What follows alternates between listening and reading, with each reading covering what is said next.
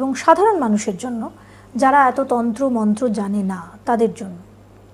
হ্যাঁ, স্তোত্রপাঠ করতে পারেন, আদ্যা স্তোত্রপাঠ, এরকম স্তোত্রপাঠ করতে পারেন। কালী এই নামটাও মন্ত্র। তিনি যদি মনে মনেও কালী স্মরণ করেন, এই নামটাও মন্ত্র, ডেফিনিটলি কাজ হয়, একদম কাজ হয়। আচ্ছা। যে জপের দুরকম বিধি, একটা হচ্ছে বিধিবৎ মালায় বা হাতে জপ, এই জপ স্নান ইত্যাদি সেরে শুদ্ধ হয়ে বসেই করতে হবে। মন্ত্র বা নাম স্মরণের কোনো সূচি অসুচি নেই। এর সবচেয়ে ভালো প্র্যাকটিস কি?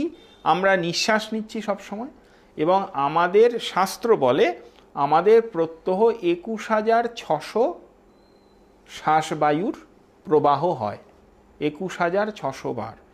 আমি যদি প্রতি শ্বাসে মনে মনে মন্ত্রের স্মরণ করা প্র্যাকটিস করে নিতে পারি, তাহলে আমার কিন্তু প্রতিদিন 21,600 বার করে জপ করা হবে।